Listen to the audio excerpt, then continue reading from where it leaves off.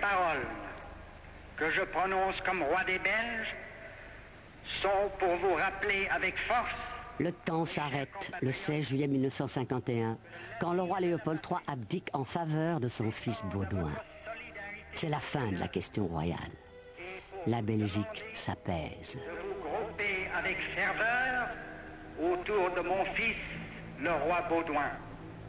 Je jure d'observer la Constitution et les lois du peuple belge, de maintenir l'indépendance nationale et l'intégrité du territoire.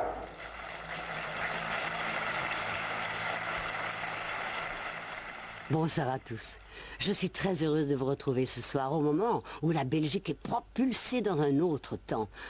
Nous entrons dans les années 50-70, une époque formidable. On vit à 100 à l'heure. 10, 9, 8... À 100 à l'heure, je vous le dis. Comme ce 31 octobre 1953. Sur le coup de 20h30, au studio 5 de la place Flagey à Bruxelles, une poignée d'illuminés se lance dans une folle aventure. La télévision. Oh, vous imaginez le stress? La première émission, c'est le journal télévisé français. Nous, on n'en a pas encore de JT. Alors, on diffuse celui de Paris. 2 heures d'émission pour quelques centaines de téléspectateurs complètement baba devant cette petite fenêtre qui s'ouvre sur le monde. Après le journal, un programme de variété. Si je t'aimais pas, je n'aurais jamais aimé. Pour moi, la télévision est l'invention la plus importante depuis la découverte de la roue. Et ça va rouler du tonnerre, Jacques, tu avais raison. Mais en attendant, restons modestes, comme notre première speakerine. Il n'y avait pas d'impact de l'image puisque personne ne regardait. On ne pensait pas à ça. Pour aller regarder une émission de télévision, il fallait aller regarder la vitrine de l'innovation ou la vitrine d'un marchand de poste. Alors on pouvait derrière la vitrine regarder, ou des gens qui vous invitaient. Je sais pas, je dis qu'il y avait 2000 postes, même pas ça, je pense qu'il y avait 500, 600, 800 postes de télévision les jours où on a commencé. Il fallait vraiment être invité pour voir quelque chose.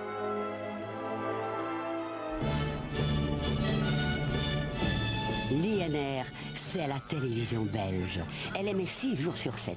Et puis, très vite, grâce à l'Eurovision, une grande première européenne. En direct depuis Londres, s'il vous plaît. La retransmission du couronnement de la reine Elisabeth d'Angleterre en 1954. Mais nous n'avons toujours pas de journal télévisé 3 ans après la première émission. Ça va pas, ça. On en a assez, nous, d'avaler les infos de Paris. Allez au boulot, hein. Cigarette au bec. Les journalistes de la première rédaction sont dans leurs meubles. Ça y est, notre JT voit le jour en 1956. Regardez bien ces images qui vont suivre. Un avion balance les bobines des reportages sur la plaine des manœuvres à Bruxelles. On les récupère, on les développe, on les monte et hop, à l'antenne. Une expérience complètement folle. La télé ne reculait devant rien pour nous montrer le plus vite possible les images des grandes courses cyclistes comme Paris-Roubaix ou Paris-Bruxelles. La télé et le sport, un couple d'enfer.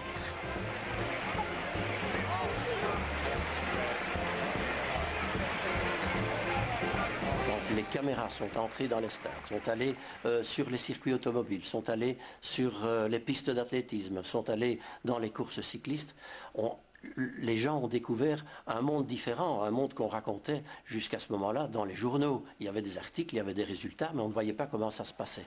C'était l'avènement du direct, des grands matchs, des grands meetings d'athlétisme, des matchs de basketball, du tennis. Donc ce sont les caméras qui ont fait découvrir à un public, à un nouveau public, et notamment aux jeunes, à quel point le sport était beau, à quel point il pouvait déchaîner les passions et donner du suspense. L'engouement des Belges pour la nouveauté ne se dément pas. Dans les salons de l'électroménager, on découvre qu'il suffit de pousser sur un bouton pour faire cuire le rôti du dimanche ou pour laver plus blanc que blanc. Oh, la femme va enfin se libérer. Bah tiens, après les privations de la guerre, on plonge dans l'ivresse du progrès. Le mot-clé, c'est la consommation de masse. Il en faut pour tout le monde. L'énergie est éternelle, il pleut du pétrole. Et les voitures, oh, Ah, les voitures, les déesses françaises sont belles comme des rêves américains.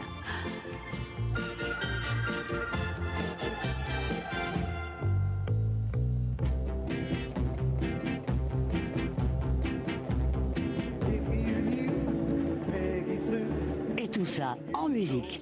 Les premiers transistors parlent anglais à la sauce américaine. On ne comprend pas toujours les paroles, mais ça ne fait rien. Le rock inonde les radios. Les jeunes adorent cette musique qui leur colle à la peau. Le rock devient un phénomène de société. Il fascine les jeunes et terrorise les parents. 1, 2, 3 o'clock, 4 o'clock, rock. 5, 6, 7 o'clock, 8 o'clock, rock. 9, 10, 11 o'clock, 12 o'clock, rock. We're gonna rock around the clock tonight. Put your glad rags on. Join me home. We'll have some fun when the clock strikes 1. We're gonna rock around. And upon their soul tomorrow will hurry high. Quand Elvis se déhanche, les filles s'évanouissent et papa et maman restent sans voix. Elvis Presley, une légende. Et le rock, une musique qui libère.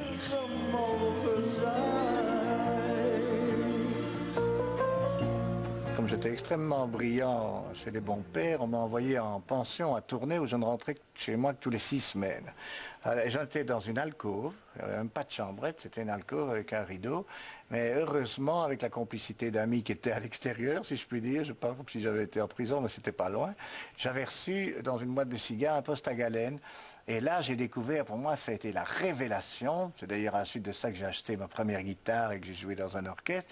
Ma première, vraiment la révélation dans le poste à galène, bien caché, pour que les pions ne me prennent pas. Et j'ai écouté les radios pirates anglaises, c'est-à-dire Caroline, il y en avait d'autres, il y avait Veronica du côté hollandais. Et alors, on a découvert véritablement le rock'n'roll.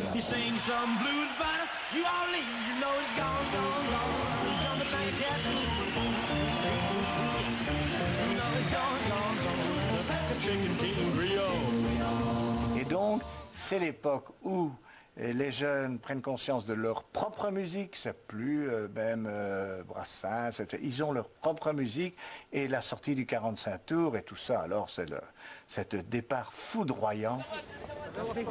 Oui, oui, j'ai bien connu cette époque complètement folle.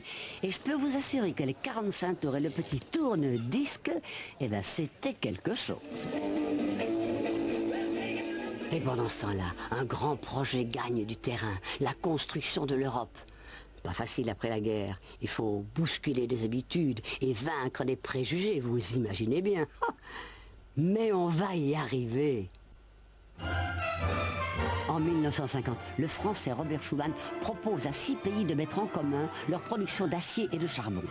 La Belgique est de ceux-là. La communauté européenne du charbon et de l'acier vient de naître. C'est un pas décisif pour la paix. À ce moment-là, je pense que le grand objectif, c'était plus jamais la guerre. Plus jamais la guerre dans la partie du monde où nous habitons, où nous vivons. Nous en avons connu 2, plus horribles l'une que l'autre, qui ont démoli économiquement nos pays et qui ont mis en danger la démocratie et la liberté. Donc plus jamais ça, avec comme fondement des valeurs la démocratie, la liberté, les droits de l'homme et tout ce qui nous paraît tellement normal aujourd'hui. Permettre une libre circulation des personnes et des biens, rassembler les pays d'Europe dans une grande communauté. Voilà la solution pour maintenir une paix durable et en finir une bonne fois pour toutes avec les volontés de domination. Un rêve de solidarité démocratique. Avec la France, l'Allemagne, l'Italie, la Hollande, le Luxembourg, la Belgique y croit fermement. Paul-Henri Spaak représente notre pays. Il sait que les industriels belges redoutent la concurrence. Spaak va forcer le destin. Mais il faudra encore beaucoup de persévérance pour qu'en 1957, le traité de Rome soit signé. Il jette les bases de l'union actuelle. Les débuts ont été très très difficiles. Et je me rappelle, dans les années 50, quand on a fait la communauté européenne, l'économique européenne, les entreprises étaient très inquiètes en disant nous n'arriverons jamais à tenir le coup dans un ensemble où il y a la France, il y a l'Italie, nos entreprises ne sont pas prêtes. Un peu le même réflexe que vis-à-vis de l'élargissement aujourd'hui. Et mon père a dû être extrêmement ferme. Et on raconte toujours l'anecdote que je trouve tellement amusante, c'est qu'à un moment donné, le Premier ministre Van Acker était tellement assailli par les lobbies des entreprises qu'il a dit à mon père, écoutez, on arrête tout. Et il a dit, mon père lui a répondu, c'est trop triste, mais j'ai déjà signé. En Belgique, cette réussite économique sera ternie par une terrible catastrophe. Nous sommes le 8 août 1956, au charbonnage du bois du Casier, à Marcinelle, près de Charleroi. 8h15, au charbonnage de Marcinelle. La tragédie vient de frapper. Un incendie qui menace la vie de près de 300 mineurs s'est déclaré à l'étage 765 du puits du Casier des charbonnages d'Amercœur. Déjà, les premiers secours s'organisent. Les familles des mineurs se sont précipitées devant les grilles du charbonnage. Il y a le feu au Casier. Le feu, l'ennemi mortel du mineur. Quand les sauveteurs descendent, la foule retient son souffle. Les premières civières apparaissent. On a compris. Un long décompte macabre vient de commencer. Parfois, et c'est inespéré, l'un ou l'autre survivant.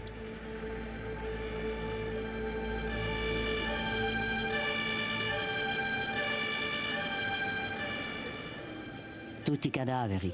Nous n'avons retrouvé que des cadavres, dit un sauveteur italien en revenant de l'enfer. Les journalistes annoncent le drame à un pays atterré.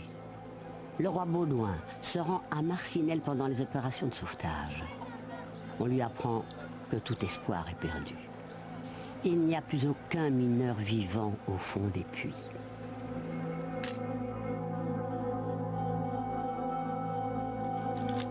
La chaleur dégagée par l'incendie a fait fondre les structures de métal, les câbles, les engrenages. Ces photos, nous les devons à Désiré Deleuze, un photographe professionnel. Il est descendu dans les galeries à la demande des autorités du charbonnage. Il connaît bien le Casier. Il y a perdu des amis. Les ingénieurs sont venus en moi, les ingénieurs de l'administration des mines, qui m'ont demandé si j'étais bien d'accord de descendre. J'ai dit oui, mon Dieu, c'était mon devoir aussi. Et alors mon impression, c'est d'avoir vu les premiers sauveteurs remonter du puits où je descendais. Alors je me suis dit quand même, il fait triste ici. 262 morts, 15 survivants. Quelques jours après la plus grande catastrophe minière de Wallonie, on enterre les premières victimes à Marcinelle. La Belgique est en deuil. La Belgique et l'Italie. 136 mineurs italiens ont perdu la vie au Casier. Ce drame mettra fin à l'émigration officielle des Italiens en Belgique. L'enquête sur les causes de l'incendie conclura à une erreur humaine. La sécurité des charbonnages sera renforcée, mais le Casier fermera définitivement en 1961. Dans les années 50, la vie quotidienne des Belges est encore marquée par les privations de l'après-guerre. Beaucoup de Belges se débrouillent comme ils peuvent. Sur les marchés, il n'est pas rare de rencontrer des personnes âgées qui arrondissent leur petite pension en vendant des fruits, des légumes ou des fleurs pour le compte des commerçants. Le pays est dans l'attente d'une nouvelle impulsion économique et d'une nouvelle image.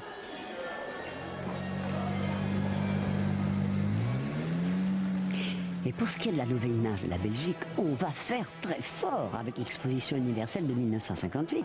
Du jamais vu.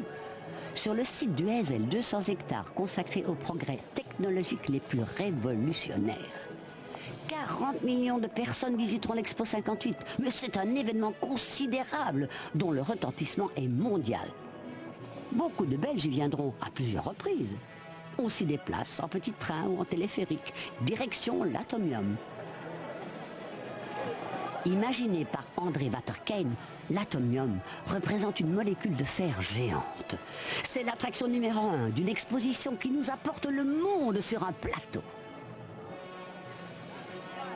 C'était la première fois que les gens se rendaient compte que le monde entier existait. Que la Thaïlande, il faut bien vous dire qu'on n'était pas du tout, on avait eu la guerre, etc. Bon, c'était fini, mais 10 ans après, on en parlait encore, il y a la guerre de Corée. Mais là, on se rendait compte que il y avait la Thaïlande, le Mexique, tiens le Mexique, oui. Ah, les Russes à côté des Américains. Donc il y avait absolument, on pouvait rencontrer le monde entier. Maintenant, les expositions internationales n'ont plus aucun succès. Mais parce qu'il n'y a pas de raison. On prend l'avion et on y va. L'Expo 58, c'est le lieu à la mode. On a l'air idiot si on n'y a pas mis les pieds. Les personnalités et les vedettes du moment s'y donnent rendez-vous, comme Grace de Monaco, Sophia Loren, Jean Marais ou Fernandel. La télévision décolle en direct avec ses clichés d'époque. Savoureux. Alors vous êtes prêts? Vous êtes prêts à nous suivre et à découvrir l'Amérique? À découvrir le pays, ses habitants, ce qu'ils pensent, ce qu'ils croient, ce qu'ils aiment? Oui? Bon, allons-y. Et d'abord, nous voici devant un magasin extrêmement important dans la vie américaine. Il s'agit de l'épicerie. C'est là qu'on peut trouver les différents produits courants employés dans un ménage américain, et notamment ces fameuses céréales que l'on mange le matin, abondamment arrosées de lait. Ce lait qui donne à nos amis d'outre-Atlantique ce teint rosé de grands enfants que nous leur connaissons. Tous les jours, on avait un magazine de 1h30, une fois à 3h, une fois un peu plus tard, ça dépendait, on changeait avec les Flamands. Et là, c'était très passionnant parce qu'on rencontrait... D'abord, on n'était gêné par rien de ce qui était les bureaux, les obligations habituelles qu'on peut avoir quand on travaille en société. Et là, c'est formidable. On ne savait pas ce qu'on allait faire dans l'après-midi. On courait dans enfin, on faisait de la télévision. Et je crois que c'est là que les gens se sont rendus compte pour la première fois que la télévision, c'était du direct. Avant ça, c'était des images. Et le direct, ça ne se contrôle pas toujours. Et en avant pour le premier bêtisier. Je vous jure, ça vaut le coup d'œil. Bon, écoutez, je crois que je vais annoncer. C'est un numéro que nous avons mis au point. Que nous avons mis au point très soigneusement la chèvre Mickey et moi. Et si vous voulez des renseignements, sérieux, eh bien, je crois que je vais vous conduire à Gérard Malin, qui se trouve là-dessus, sur son bar. Quant à moi, je vais m'arranger avec Mickey et lui dire que vous êtes plus sage que l'autre fois. Tout va donc très bien. Le pays retrouve des couleurs. On a le moral. L'Expo 58 a mis la Belgique sur orbite. De nouveaux projets industriels et politiques se préparent. Et puis, ne voilà-t-il pas qu'un beau jour, on nous apprend qu'un mariage aura bientôt lieu au palais? C'est l'effervescence. Bien entendu, la télévision, qui n'en rate plus une, retransmet l'événement. Tout le monde ne dispose pas encore, loin s'en faut, d'un poste de TV. Les gens s'arrêtent devant la vitrine des magasins pour regarder et admirer le mariage du prince Albert et de la princesse Paola. Ce 2 juillet 1959, en la cathédrale des Saint-Michel et Gudule. Quelle émotion! Je vous donne à vous, Albert de Belgique, prince de Liège. Que je tiens ici par la main. Que je tiens ici par la main. Ma foi de mariage. Ma foi de mariage. Et je vous prends pour mon légitime époux. Et je vous prends pour mon légitime époux. Devant Dieu et sa sainte Église.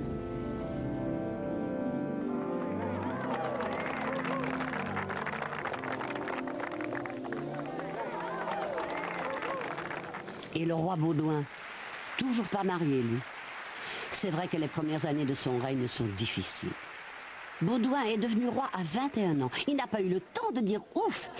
Et si vous me permettez l'expression, ça lui est tombé dessus comme une drache nationale. Mais cet homme-là prend ses responsabilités au sérieux. Baudouin, c'est un homme attentif, discret, grave. La fonction royale est toute sa vie. Les commentateurs politiques se demandent même parfois s'il trouvera un jour le temps de tomber amoureux. Le roi est seul, désespérément seul. Les journaux s'en inquiètent, le peuple aussi. Mais tout arrive, comme Fabiola qui atterrit à Bruxelles un soir de 1960. Elle est espagnole, née à Madrid, infirmière de formation. Doña Fabiola de Morra y Arajón est accueillie avec enthousiasme par la Belgique. J'étais vraiment touchée avec l'accueil magnifique et merveilleux qu'on m'a fait en Belgique. J'aime les Belges avec tout mon cœur. Le mariage est donc annoncé et Bruxelles se prépare à vivre un nouvel événement. C'est un conte de fées, un roi qui se marie. La cérémonie sera retransmise en Eurovision. Sur le parcours du cortège, la grande foule sera là, on le sait. Alors il faut que chacun puisse voir. On a tout prévu. Tout. Même les périscopes à 25 francs.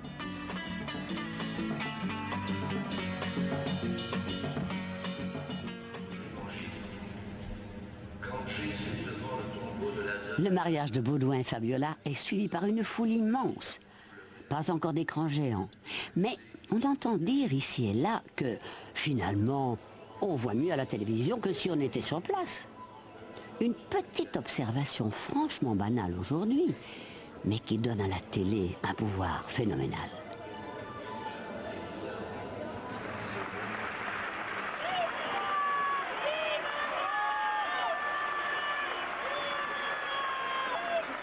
Le lendemain, c'est devant les caméras que la reine remercie les Belges de l'accueil qu'ils lui ont réservé. Merci pour votre inoubliable accueil. Désormais, mon cœur et ma vie appartiennent non seulement à mon époux, mais à vous tous.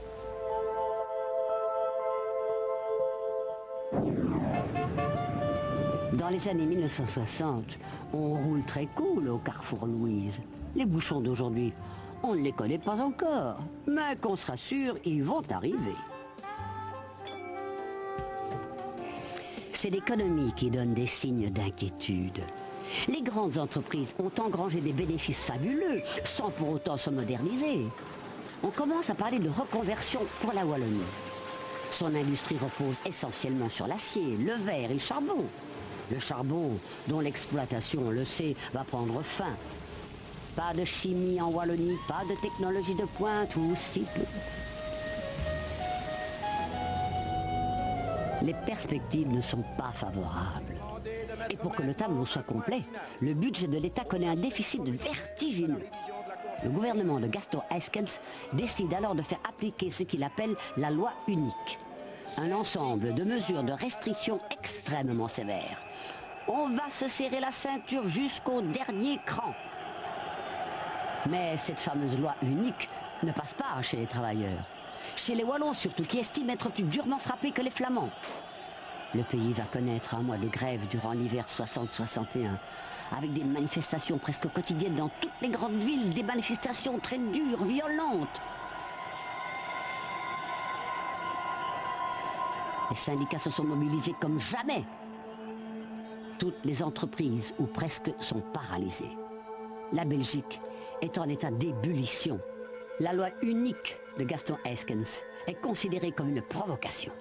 Il a déposé ce projet de loi unique qui a provoqué une révolte au niveau des travailleurs et surtout au niveau des syndicats, plus forte en Wallonie qu'en Flandre, avec un dirigeant syndical qui a émergé comme un grand tribun, André Renard, y ajoutant d'ailleurs un élément communautaire, en disant je n'accepterai aucune pâte flamande à la place Saint-Lambert à Liège. En fait, c'était très, très enflammé et c'était quand même une situation extrêmement dangereuse.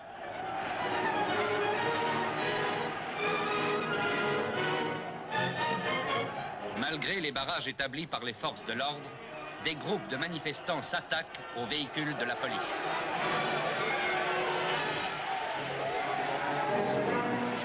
Quelques instants plus tard, la gare des Guillemins est saccagée.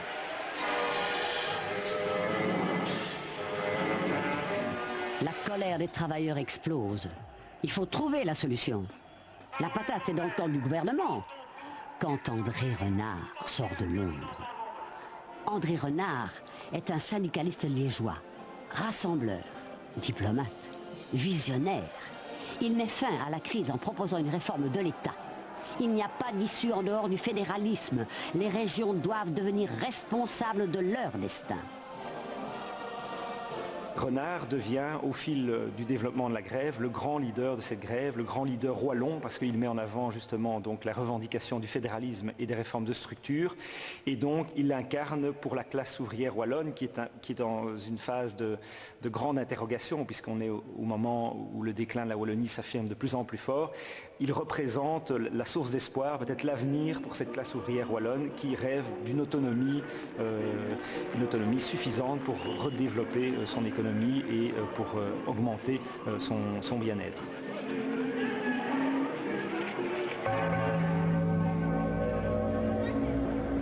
Mais on est belge ou on ne l'est pas.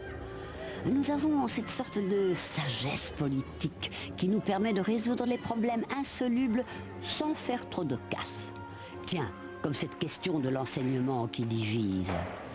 Petite croix et petit rond. Faut-il que les écoles catholiques et les écoles laïques, comme celles de l'État, soient traitées de la même manière? Eh bien oui, tout le monde est d'accord là-dessus. Entre hommes de bonne volonté, et quelques femmes aussi à l'époque, peu, en politique, on a fait ce pacte historique, qu'on a négocié dans la maison de mes parents, à Louvain, rue d'Amur, et qu'on a signé sur une table que nous avons regardée jalousement pendant quelque temps. Et donc, ça a été un pacte de pacification. Et aujourd'hui, les conditions de travail de nos deux grands réseaux d'enseignement sont, je crois, assez équivalentes, ce qui est une bonne chose. Ce fut un tour de force de la tolérance.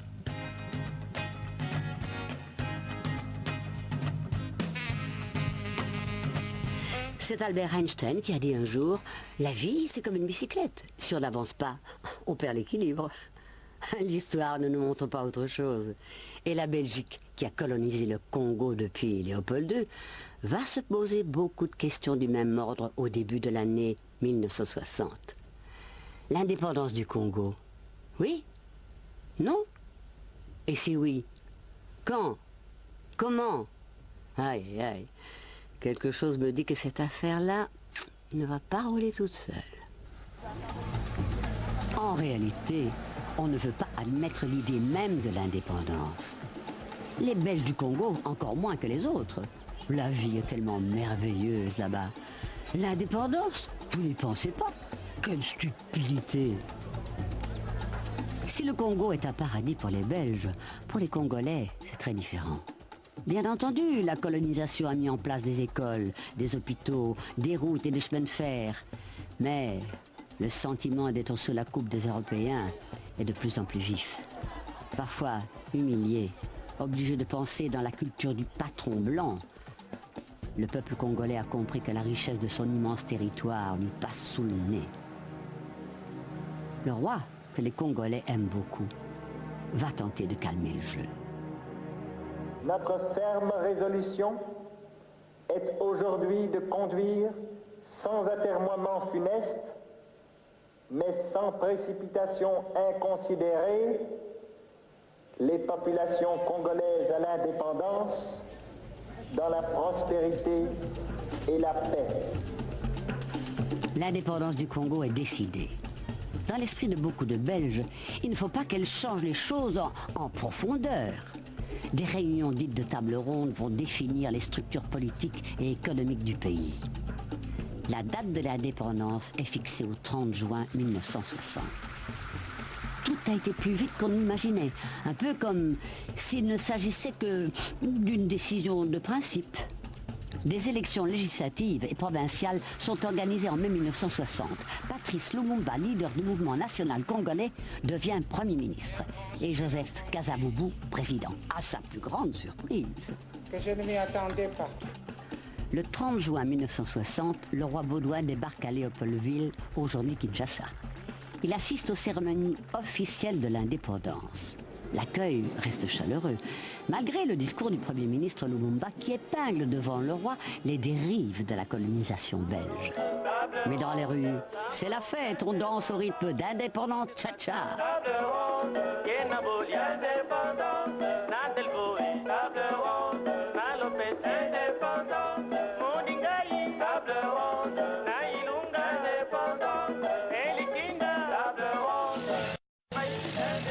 Mais très vite, les choses se gâtent. Le 5 juillet, une mutinerie éclate au sein de la force publique à Léopoldville. Le commandant belge, Emil Janssens, a déclaré publiquement « Après l'indépendance, tout sera comme avant ». Sous-entendu, les Belges resteront toujours maîtres à bord. Une grossière erreur. Les militaires congolais de la force publique se révoltent. La violence s'installe dans la capitale. Les Belges sont victimes de brimades et d'exactions. Leur sécurité n'est plus assurée. En Belgique, ces événements suscitent l'émoi, la crainte et la peur. À Bruxelles nationale, les rapatriés du Congo sont attendus avec impatience par leurs familles inquiètes. Ce sont surtout des femmes et des enfants qui débarquent. Les hommes sont restés sur place pour protéger leurs biens ou pour assurer le fonctionnement des entreprises et des institutions. Tous espèrent que le calme va revenir et qu'ils pourront regagner le Congo.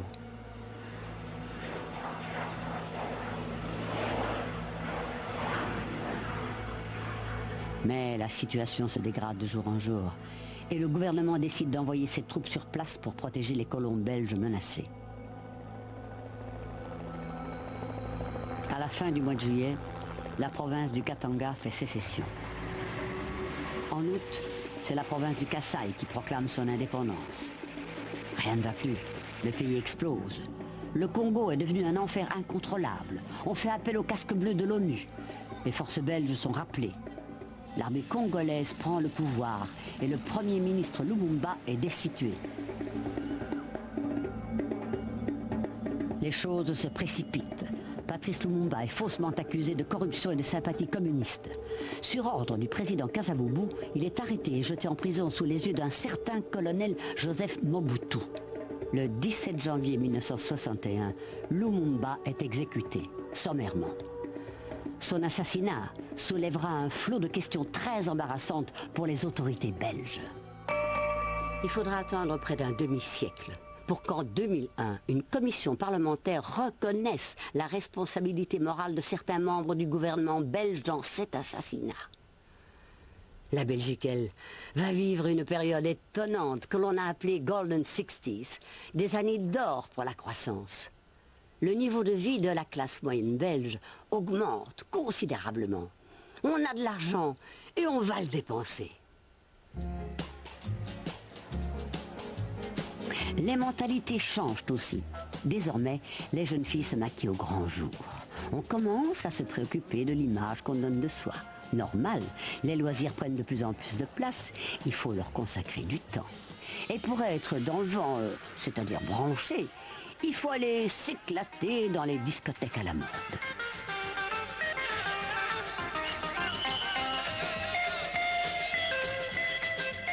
La jeunesse devient un groupe social à part entière. Elle va consommer des vedettes, des stars, des magazines, de la musique yéyé, mais aussi des émissions de radio comme Salut les copains, une référence incontournable. Salut les copains. De Daniel Philippaki. Ça n'a pas changé, bien sûr. Mon idole, c'était Daniel Philippaki. Il y avait deux émissions phares sur Europe 1. C'était pour ceux qui aiment le jazz avec Franck Thénault le soir et Salut les copains. Alors moi, j'arrive et comme on me laisse faire, mais évidemment, je m'inspire de Salut les copains, il n'y a pas de secret. En plus, j'étais complètement influencé par les radios pirates anglaises ou hollandaises comme Veronica ou Caroline pour la Grande-Bretagne. Et donc, d'emblée, je fais un programme qui est rock, qui est anglophone, qui est anglo-saxon. Or, tous les fans qui écoutaient Salut les copains, ils écoutaient Eddie Mitchell, Dick Rivers, Le Chat Sauvage, Johnny Hallyday. Éric Saint-Laurent, j'ai cru à mon rêve. Et tout d'un coup, ils se rendent compte que sur Formule J, ils entendent des titres mais en originaux. Ah, très bien, mon vieux. En pleine forme. Bon, je ne sais pas lequel d'entre vous parle. Christopher, comment vas-tu? Mets ton petit popum là, ça va être formidable. La musique anglaise inonde la France et la Belgique, avec les Beatles, bon chic, bon genre, et les Rolling Stones, rebelles.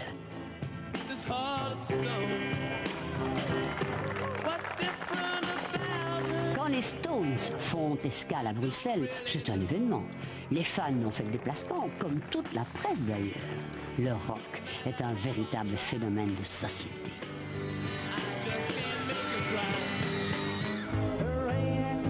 Quant aux chanteurs belges, ils jouissent eux aussi d'une belle popularité.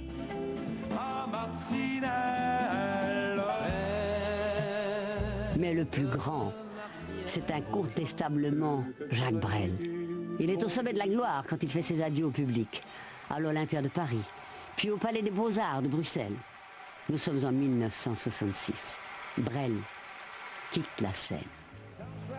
Dans les stades, le public encourage aussi les athlètes belges, comme Gaston Roelants, recordman mondial du 3000 mètres haies. Les cyclistes sur piste comme Patrick Sercu ou encore Serge Reding au poids et haltères, médaille d'argent à Mexico. Le sport belge est au mieux de sa forme dans toutes les disciplines. La Belgique, petit pays qui sort régulièrement des grands champions, avec une très belle vitrine, évidemment. Ce sont des sportifs qui ont souvent été invités à l'étranger, qui se sont produits aussi dans des grands championnats, qui étaient là, lors des grands championnats, qui gagnaient, être là le jour et l'heure, c'est important. Et généralement, ils ont tous répondu à l'attente. Et certains bondissent hors du lot. C'est le cas de Joël Robert, un Carolo, qui s'est fait tout seul, un géant du motocross international, 6 fois champion du monde en 250 cm3. Oui, le voilà qui sort de sa voiture, Jackie X. Salut Jackie, une carrière remarquable et un talent précoce. Sa première victoire, il l'accroche à 21 ans. X remportera 8 grands prix de Formule 1 et 6 fois les 24 heures du Mans. C'est Monsieur Le Mans. Et enfin, notre Eddy Merckx, national, hors catégorie, le champion des champions, un palmarès à couper le souffle. Je crois qu'on ne sait plus très bien quoi dire aujourd'hui d'Eddy Merckx. Il est encore dans l'actualité en permanence. C'est un phénomène à part, évidemment, un athlète comme on en trouve très rarement, un palmarès exceptionnel, quelqu'un qui gagne 525 courses sur 1950 participations à ces courses, ça fait plus d'une course sur 3. C'est assez extraordinaire, on connaît son palmarès, c'est un athlète d'exception. Je crois qu'il faut le mettre à part. Pour moi, ça ne change absolument rien. Bien sûr, au cours de l'heure, pour moi, c'est une très grande satisfaction. C'est au cours des années 60 que les femmes ont clairement affirmé qu'elles valent bien les hommes. On le savait depuis longtemps, nous, mais faisait semblant de rien. Les femmes revendiquent une égalité qu'elles n'ont toujours pas.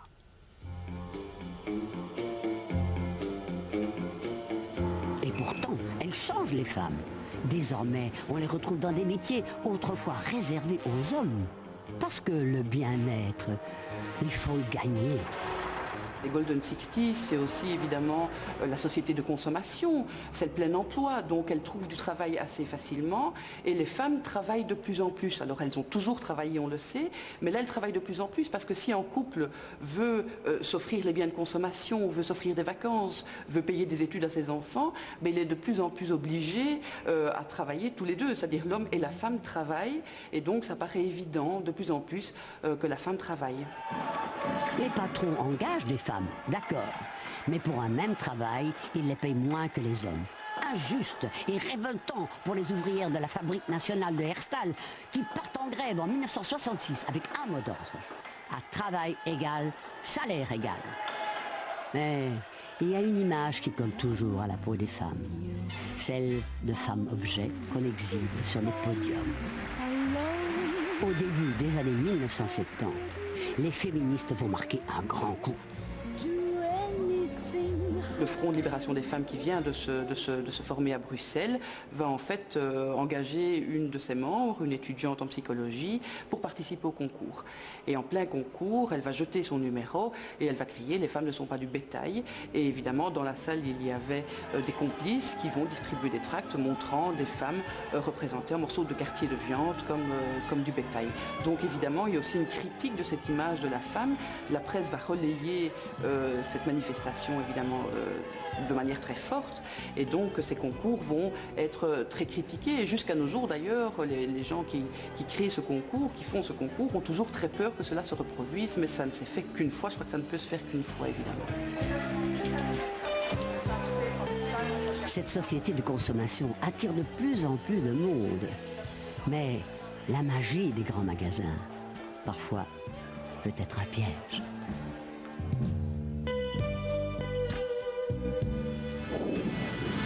Une colonne de fumée noire monte dans le ciel de Bruxelles. Nous sommes le 22 mai 1967. Il est 13h30. L'innovation rue Neuve est en flammes. À cette heure-là, c'est l'affluence. Quand le feu se déclare, les clients et le personnel cherchent les issues de secours. Elles sont introuvables. Aucun plan d'évacuation n'est prévu. C'est la panique absolue. 20 minutes après le premier appel qui avait eu lieu à 13h35, je crois, l'innovation était un véritable brasier. Donc toutes les personnes qui étaient encore à l'intérieur, c'était fini, quoi. Le feu se propage à une vitesse folle. Les bâtiments ne résistent pas. Sur le coup de 15 heures, une partie de l'immeuble s'effondre dans la rue Neuve.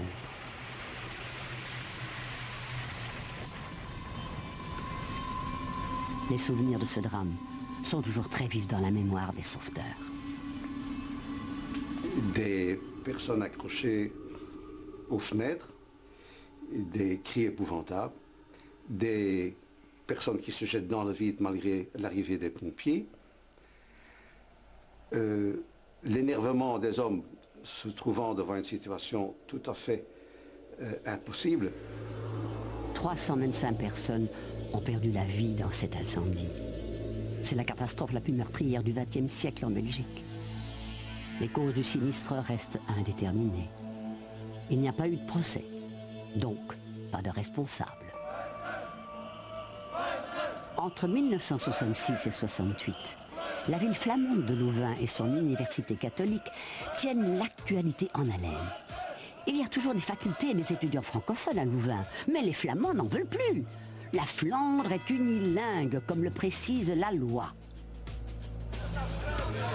Les pressions politiques flamandes et la volonté de se débarrasser des sections francophones sont de plus en plus évidentes.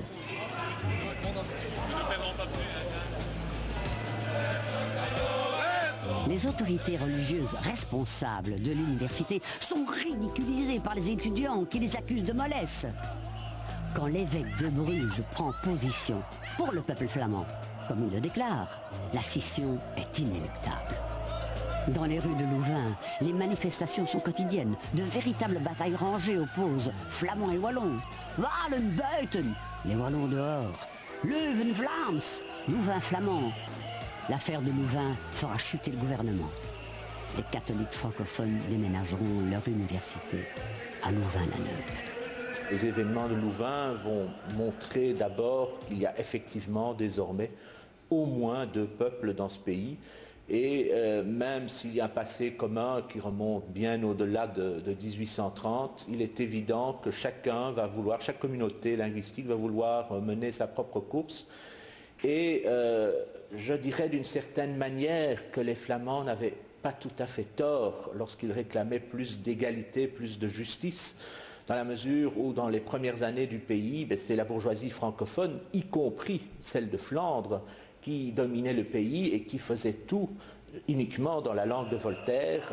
Et donc, quelque part, il est clair que les Flamands avaient le droit de revendiquer une certaine égalité de droit dans l'expression de leur langue. Mais en même temps, ça sentait quand même un tout petit peu aussi la revanche de la communauté qui était désormais la première dans le pays.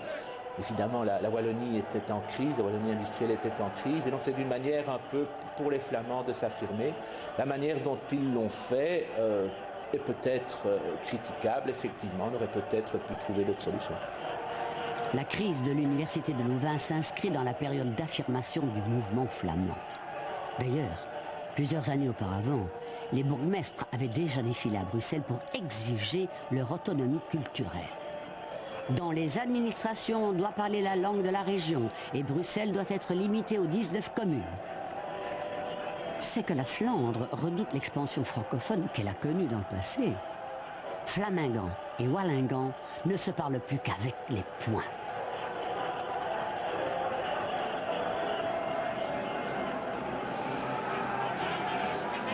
De leur côté, les Wallons défendent les Fourons, village à majorité francophone, enclavé en territoire flamand depuis 1962, date à laquelle la frontière linguistique a été fixée. C'est l'époque noire des combats communautaires. La Belgique est au bord de l'éclatement. Elle sera redessinée en 3 régions et 3 communautés.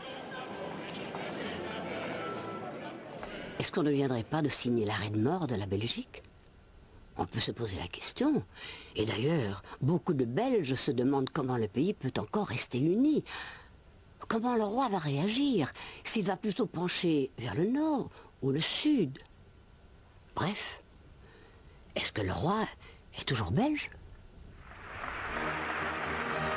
Il a cru à l'idée d'une Belgique unie, d'une Belgique qui s'entendrait parfaitement entre ses dimensions communautaires et qui a tout mis en œuvre pour le faire. Il est clair que dans les premières années des lois linguistiques, des législations linguistiques, le roi n'est pas du tout favorable à ces législations linguistiques et n'y viendra que sur le tard.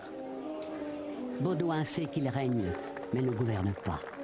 Il conserve pourtant la liberté de rencontrer qui il veut. Les travailleurs dans les entreprises, par exemple. Le roi s'informe.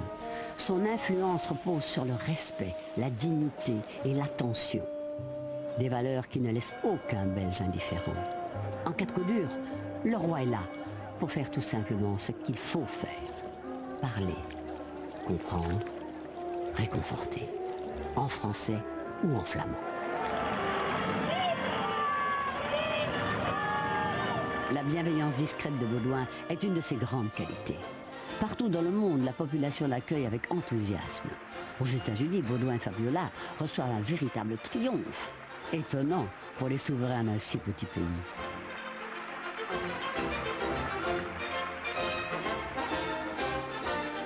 Cet accueil chaleureux, le couple royal le reçoit dans le monde entier. Depuis le début de son règne, comme ici au Congo en 1955, et jusqu'à la fin, Baudouin incarnera l'image de la Belgique à l'étranger.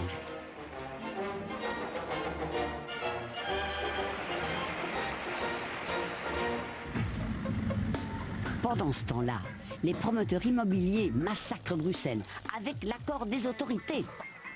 Foudroyante comme la mort subite, la destruction de Bruxelles porte un nom, la bruxellisation. La bruxellisation fait référence à cette période des années 50 à 70 où on a cassé de manière déconsidérée, sans discernement, sans culture, sans représentation de l'évolution architecturale sur le long terme, sans souci de préserver quoi que ce soit.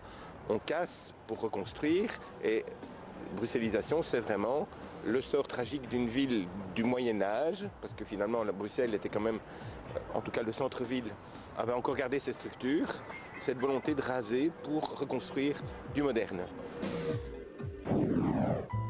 Bruxelles a donc perdu une bonne partie de son charme. Les assassins urbains n'ont pas été inquiétés et la vie quotidienne des quartiers de Bruxelles reprend avec résignation. Bien sûr, ce n'est plus tout à fait comme avant, mais comme on dit chez nous, il n'y a pas d'avance, il faut faire avec.